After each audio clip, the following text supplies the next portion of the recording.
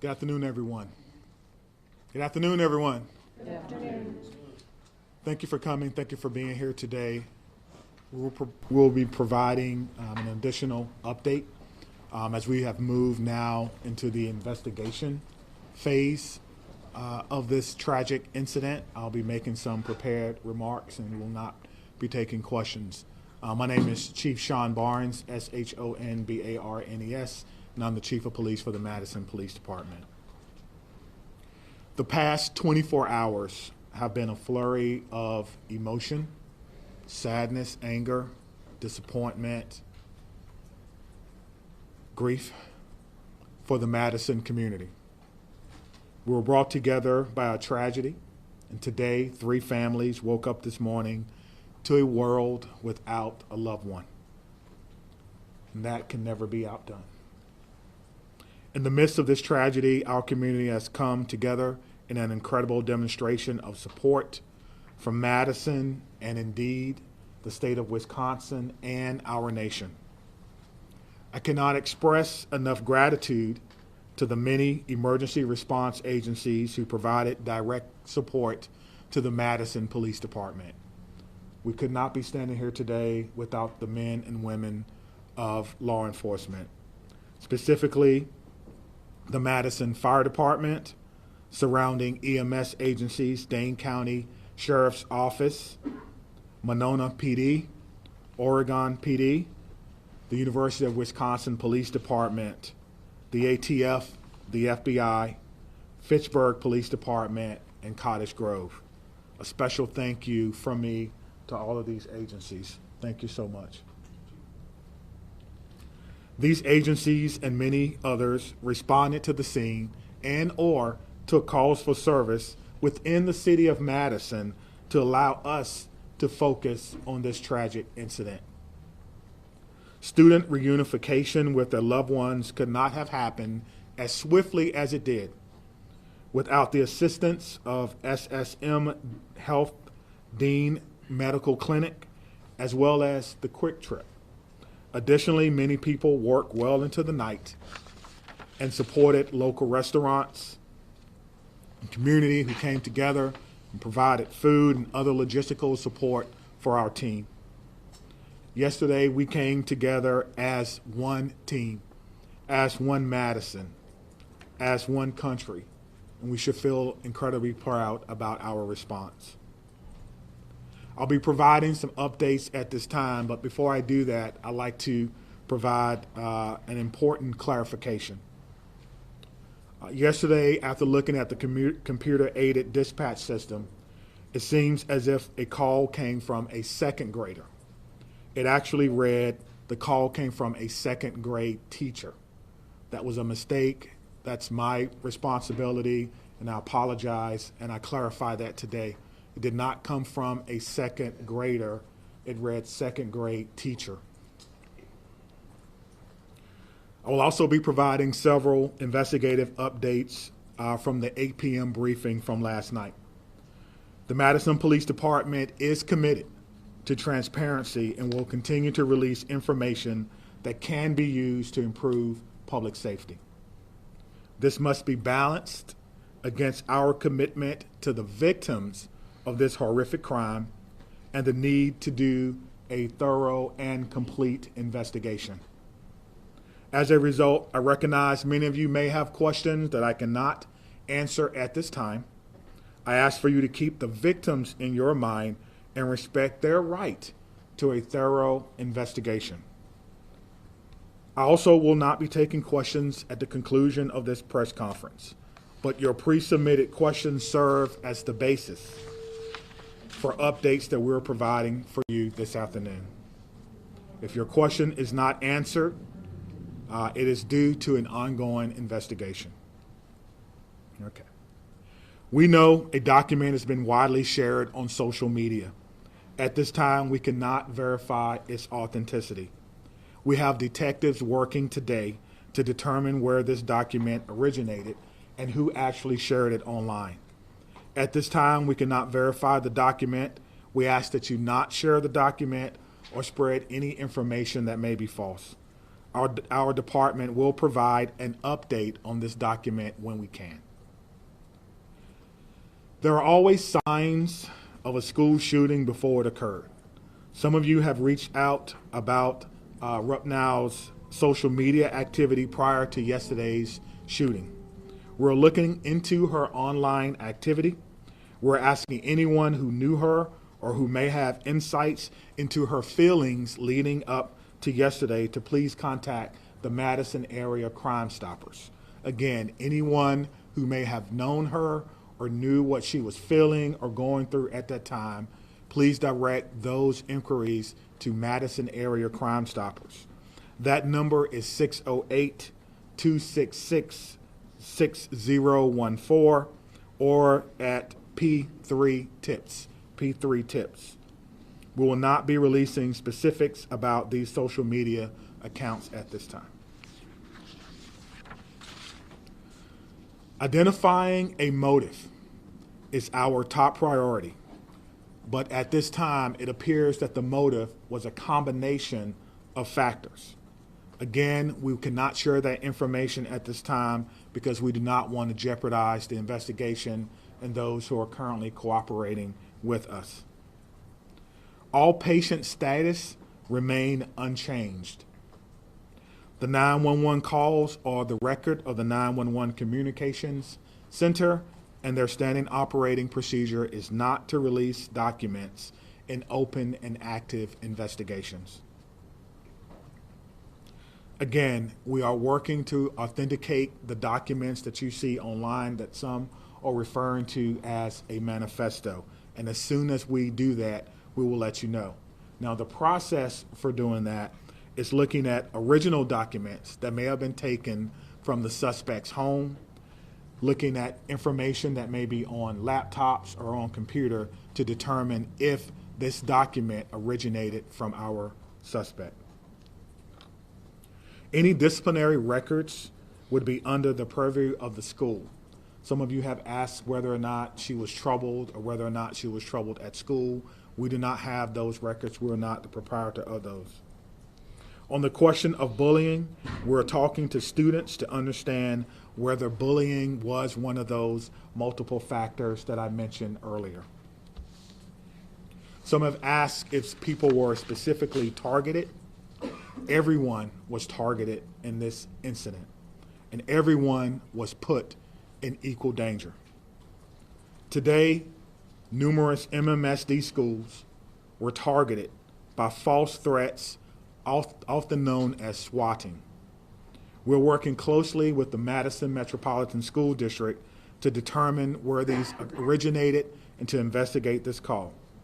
We do not believe that there are any current threats to any Madison area schools, and will continue to investigate these calls and any threats of violence as they come in. Let me be clear on this point.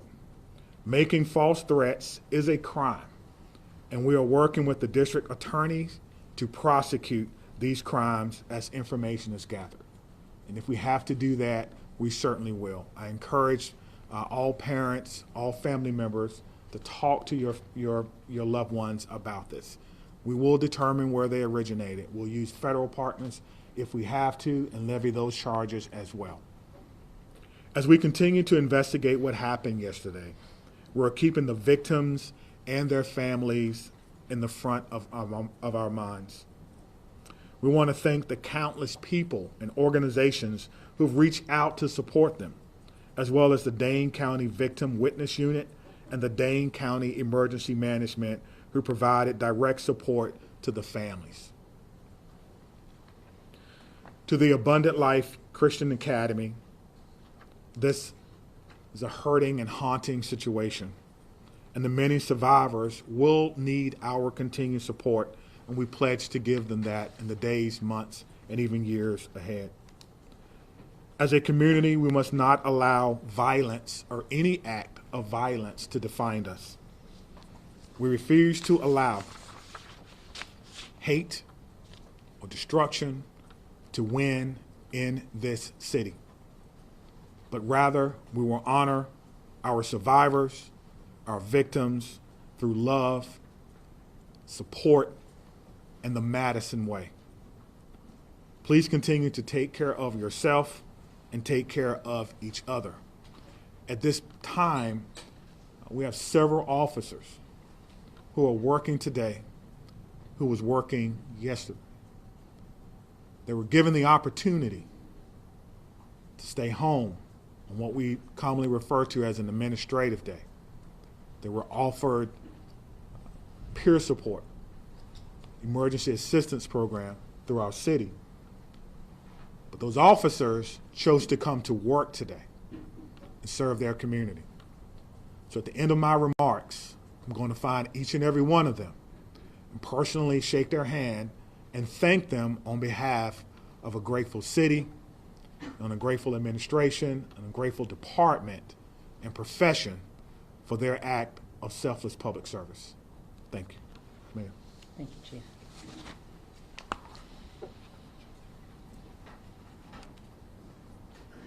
I want to start where the Chief ended, which is just asking everyone in this room and within the sound of my voice to take a minute. It's been an incredibly difficult 24 plus hours at this point in time. We're all human, including each and every one of you in the media who is covering this really tragic event. Please remember that you're human and take care of yourselves. We all need to do that. Drink water, take a moment, access whatever mental health resources you need, because that's our job now, is to take care of ourselves so we can take care of each other and our community. Yesterday, the Madison community experienced a terrible and traumatic event. If there's any positive in it, it's that the educators at Abundant Life, our local law enforcement and first responders, and our community partners were prepared to respond. They acted without hesitation to protect our children, and I'm grateful and humbled by their actions. It's a day that I hoped never would come to our city, but like so many other communities, here we are. We will never be the same, but we will get through this together. I want to ask again that everyone, please respect the privacy of the victims, their families, and those in the Abundant Life community. Right now, our full focus is on caring for those impacted. First and foremost, the victims and their families, the Abundant Life students and educators, our first responders, the students and educators across the city who woke up this morning and went into a school building not knowing if they would come home tonight. The incredible bravery of that act. I think all of our students and educators are feeling scared and vulnerable right now. We are also trying to care for our whole community, because I believe we are all fearful and grieving and impacted. The City of Madison is working closely with Dane County, with community partners, with state and federal government resources to provide support and counseling to all those affected.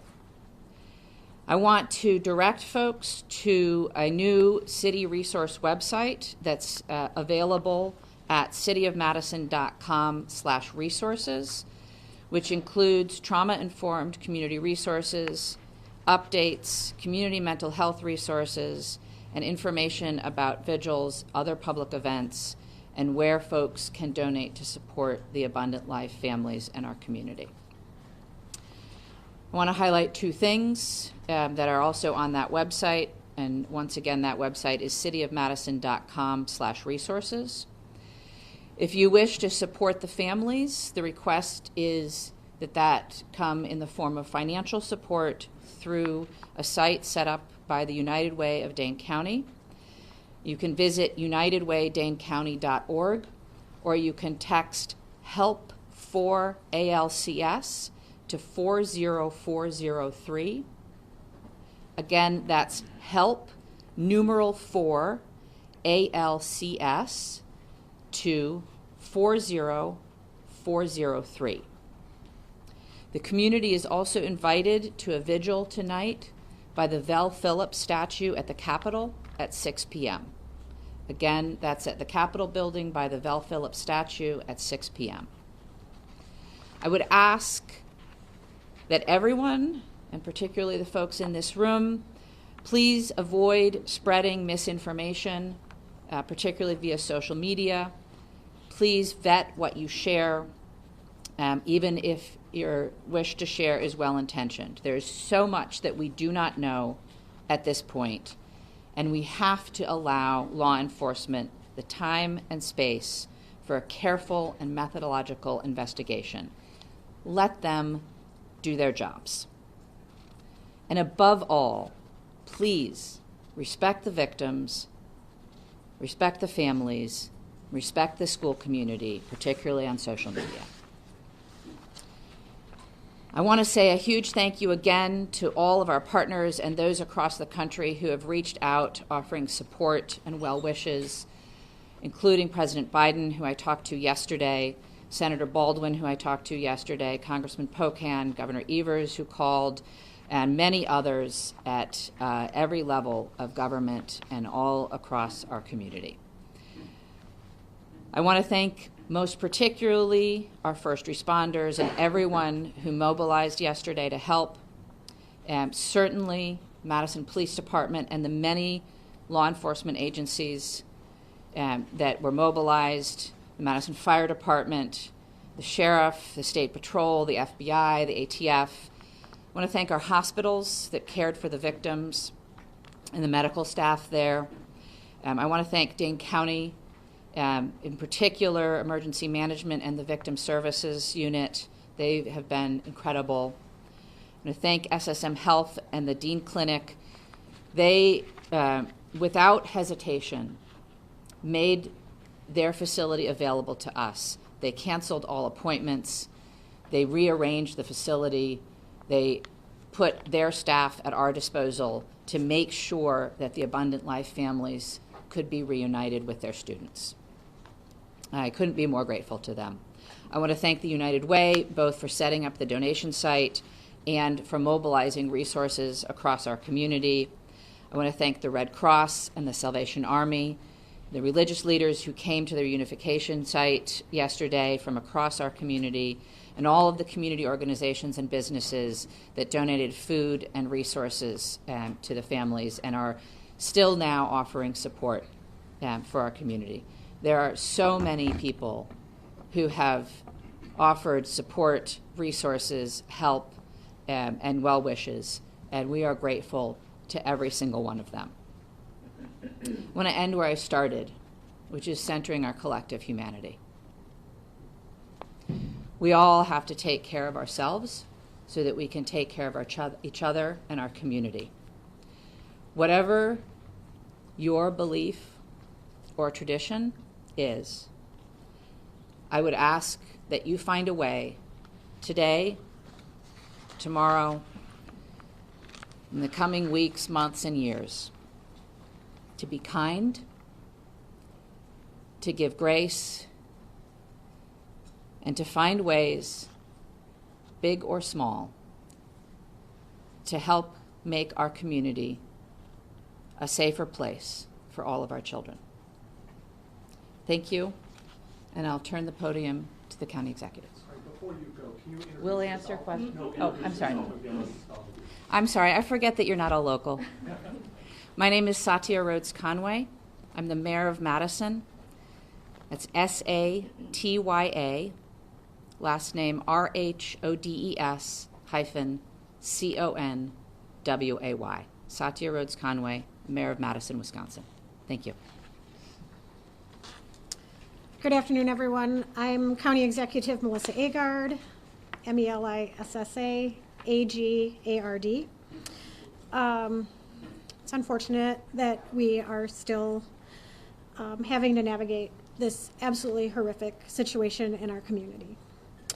I come before you today as a community leader, as a mom, as a fellow Dane County resident, and like many of you, someone who is continuing to process what unfolded yesterday at Abundant Life Christian School and across our community. My heart aches for the students and families and teachers and the first responders at all levels, from the 911 officers to the folks that are at our coroner's office. Every single one of us has been impacted in an unimaginable reality by this situation. Our kids, my kids, teachers across our community, and in fact across our nation, had to wake up and go to school today, and that was an act of bravery. Parents dropping their children off at after what we witnessed yesterday took an act of bravery and a belief in our community. And that's a bravery we should not have to put on the shoulders of our children and our families in our community. Let me be clear. These everyday actions that we have all experienced over the last 24 plus hours should not require bravery. They should be routine and joyful, especially at the end of a year, wrapping up a semester. Our kids should be laughing and learning and thinking about pajama day as they're heading into the holiday season. But right now, that's not the case. And right now, it's okay to not feel okay. That's how we move forward. And for some, the weight of this tragedy is overwhelming. I'm sure they're feeling sad and anxious and numb. We've heard that even from our police chief. And for others, they might just be feeling a little bit off, unsettled by the images that our news coverage is delivering to them in the fast-breaking social media world. And it's playing on repeat. And I am grateful for what it is that you all do. But this is impacting people in a different way. And I want you all to know, and people across our community, that their feelings are valid and they are not alone. Seeking support, talking to someone you trust, simply admitting that you're not okay is not a sign of weakness. It's actually a sign of strength.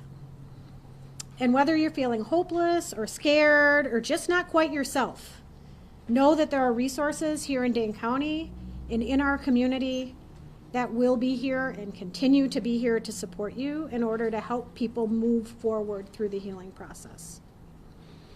Believe me, we are in this together. That is the Dane County way. That's what we do best. Through painful conversations and tears and hugs and vigils, we're going to heal. We're not going to be the same, but we're going to heal.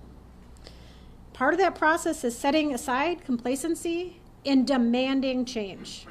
As someone who served 12 years in our legislature and had a front row seat to the inaction of addressing gun violence in our communities, I'm not stepping aside from that mission in my life. There's going to be public debate about the motives and other aspects of this mass shooting. But let us remember this fact. Gun violence is the #1 killer of children in this country. That's a legacy we cannot accept. We cannot accept that. Part of the reason I feel so pained by this tragedy is that mass shootings feel like something that's ominous and hovering, and we're all wondering where and when the next one is going to occur. And guess what? It happened here. It happened right here. And I am so proud of the folks that I work with at the county and that the mayor works with in the city and our partners at the federal, state, and local level, and how it is that we've stepped up and responded to support people. Could we do better? Could we do different? I am sure. But did we do well? I am proud of the work that has been done in this community over the last 24 hours. And I assure you all today that we are going to continue to work like hell to stop future tragedies and to support our community that has been harmed by these actions. And for anyone that's out there listening, Anywhere in this amazing world that we live, whether you're grieving or you're scared or you're angry or you're unsure or you're curious, take care of yourself, take care of the people who you love and whose lives you touch. Talk to someone, anyone. If you're not comfortable calling a number, there is someone in your life you can reach out to. No one is alone through this. We are strong in Dane County, and together we're going to get through this. And I know that there are questions that we all want answers to. And I am hopeful that we will have those answers sooner than longer. But please give us the time to do this right so that we can learn how to prevent this from happening in the future and support those that have been most impacted in our community. We are doing everything in our power at all levels in a collaborative way to prevent this type of pain from ever happening again in our community. Can I assure that? No, but we are going to work as best as we can to that end. So thank you to each of you for carrying these stories, for taking care of yourselves, and for delivering these messages to the people in our community that just want one more piece of information. Thank you for being here.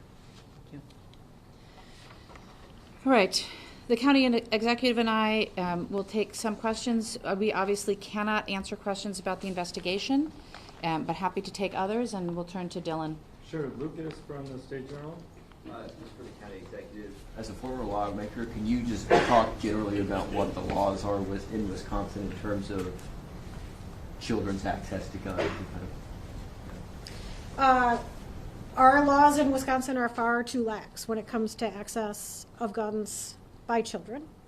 And I do believe that we should have safe storage laws. We should have background checks. We should have red flag bills. We should be providing adequate support for everyone in our community when it comes to behavioral health. People should not be waiting when they raise their hand and ask for help. And there should not be stigma surrounding people who are asking for that help. Our schools should be adequately funded. Our Department of Justice has an Office of School Safety. They don't have enough resources, and that is on the legislature. There is a lot of action that can be taken in the Wisconsin State Capitol, but this is a conversation that needs to happen from coast to coast. We need partners in our federal government to also address this because states have borders and people can cross them. Okay, Maddie from WISC. As public officials, can you speak to the process of vetting information before sharing it publicly, what that looks like behind the scenes? We can try. I think it depends, but we have a process within, obviously, both police and fire have public information officers who work with the principals to gather and vet information and share it out. Similarly, in my office, we have a communications manager who works with us. In terms of the investigation, I can't really speak to that process, but there is a process within law enforcement to decide what information can be shared that won't jeopardize the investigation, and then to do our best to verify information before we're sharing it publicly. Obviously, in an event like this, there is a lot of chaos, and it can be difficult to parse out where information is coming from and how accurate it is at any given time. And so in a developing scene, sometimes we will share information that's not 100% correct. But as you've seen already, the chief comes back and tries to give out the best information we can and correct any mistakes. Scott, do you have anything? Do either of you believe that there ought to be charges brought against the parents or anyone else involved in this incident? I think it's far too early to comment on that. As the investigation proceeds, I think law enforcement will take the steps necessary, but we don't know nearly enough yet. Cody, do you have a question? Okay, Madison? Seeing as Police Chief Sean Barnes is not here, maybe somebody else who is here with law enforcement can speak to this. He mentioned yesterday that the family or the father seems to be cooperating. If you drive past the house that they were searching, That doesn't look like the home of somebody who is cooperating. So maybe can you explain to an untrained eye the state and the condition of the home and the manner of which it is in at the moment? Is there anyone here that can speak to that? Sorry, we'll have to follow up on that for you. Chloe? Again, I'm not sure if anyone is able to speak to this, but I know Chief Barnes kind of briefly mentioned that students are talking about if the suspect is, talking or was bullied.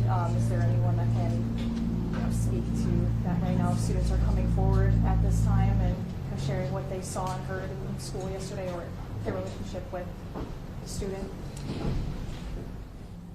So I think broadly, at this point in time, it's a very active investigation. You heard the chief ask folks who want to share any information that they may have to share that via Crime Stalkers, and I would echo that if anybody has information that's relevant to the investigation, to please share it through Crime Stalkers.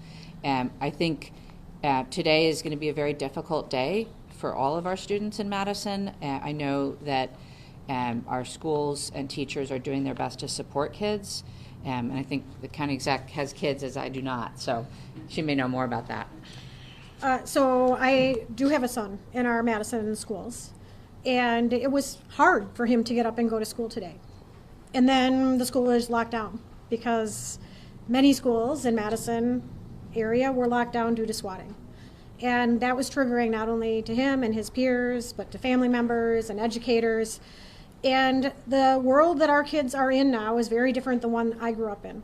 They have access to social media and digital communication in the palm of their hands. And they are oftentimes sharing information that has no source. It is our jobs as adults and as folks on the front lines to remind them that nothing is valid that they are sharing at this point in time, but to be there as they continue to process this. Again, my message to my son and to his friends and to other families that have been reaching out is, if you do feel that you have any information, if you feel like it might be something that would be helpful and you're not quite sure, you should still call Crime Stoppers.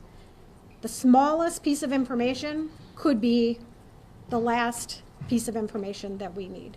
So don't second guess yourself. Please reach out to Crime Stoppers. Parents, support your children through this as they are navigating. It is a very confusing path for them, and my kids seem to know more than I do right now as this is going on, because of the fact that that digital device is in their hands. And we need to help them know that they should be putting that down and slowing their worlds down as we're navigating our way through this. Thank you. Shali from WORT. I'm sure you've been on the phone continuously and have made hundreds of calls. Could you talk about any conversations you've had with other MMSD or other schools in the area? Yeah, I can speak to that. I have been in touch with the superintendent, and my staff have been in touch with his staff. Initially, it was just making sure that everybody had all the same information, and some strategizing collectively about how to make sure that MMSD schools were safe. As the time goes on, you have seen this already, I'm sure, that MMSD is sharing information out with their families about how to support kids. They've shared information out with their faculty and staff about how to support kids going forward. That is something that we will continue to talk about, is how we can support, again, the students who I'm sure are confused, afraid, worried, the parents feeling the same, and of course our educators. That is part of the work going forward.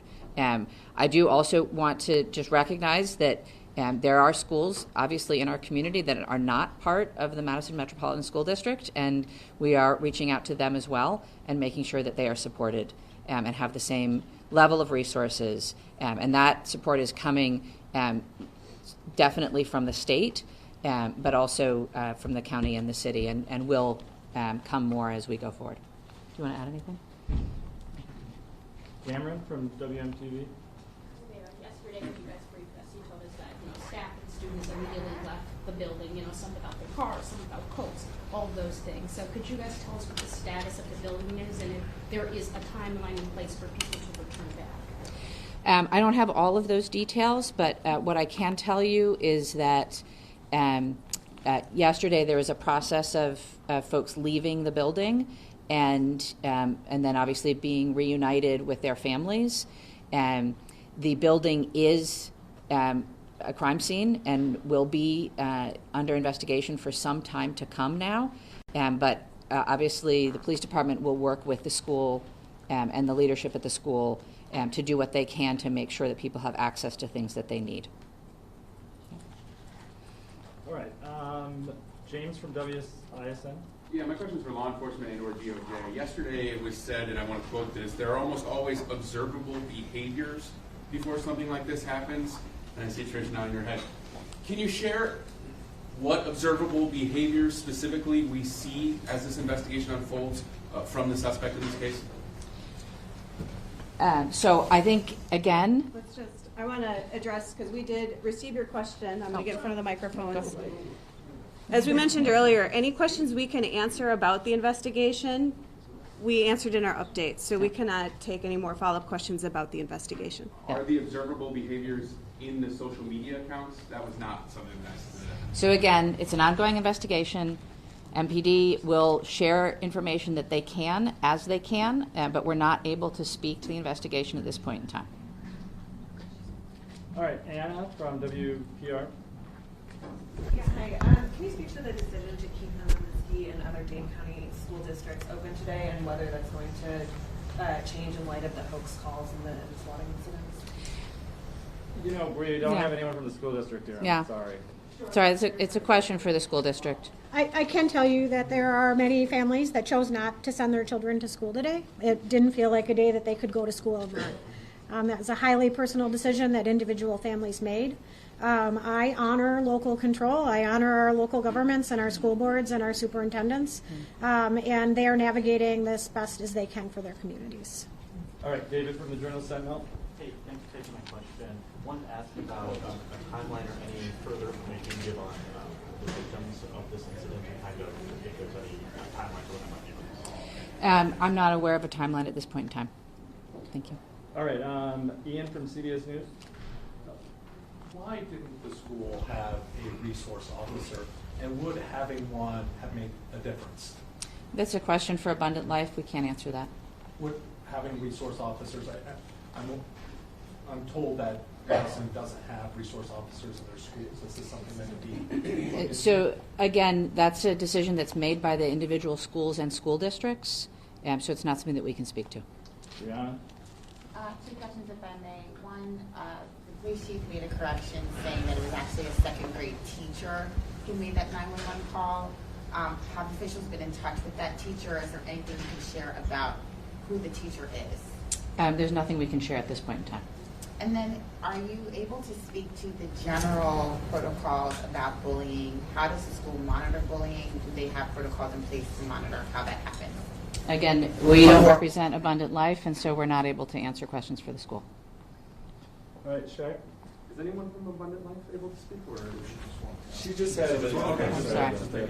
Okay, we got to wrap it up here. So we'll go. Well, Mayor Conway, are you able to just say? I mean, right now we know the victims as students and teachers, nothing more. Can you just speak a little bit more to that? I understand you're trying to respect their privacy, but can you speak a little bit more to the personality?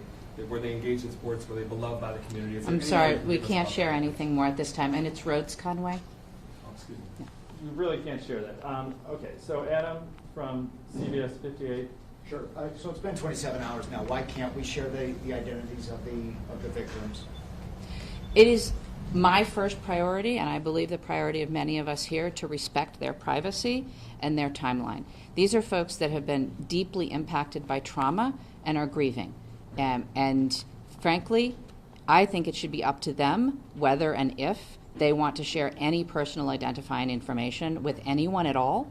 But it's not up to me. It's a law enforcement decision. And so when law enforcement feels like that's appropriate, they will share that information. The shooter was named yesterday. Do you know why the victims were not named?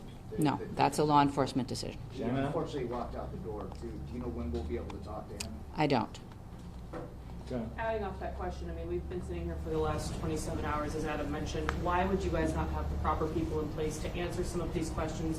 You guys, including the fire chief, have sat here and tried to say that you want to dispel rumors on social media. You want to make sure that you're giving factual information. We're asking questions that have been circulating on social media, including rumors about the victims. Why not provide clarification and actually have people here to answer those questions to set the record straight?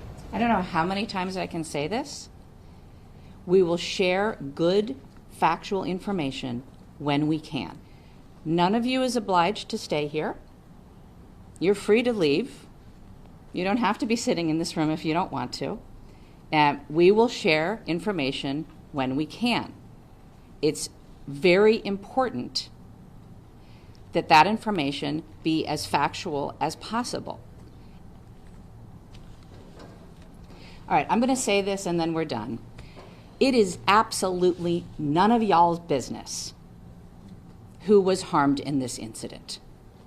Please have some human decency and respect for the people who lost loved ones or were injured themselves or whose children were injured.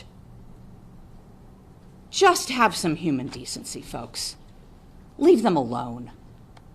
Let them grieve. Let them recover. Let them heal. Don't feed off their pain. We'll share what we can when we can, and not before that. Thank you. Is there another briefing scheduled? There is not. Why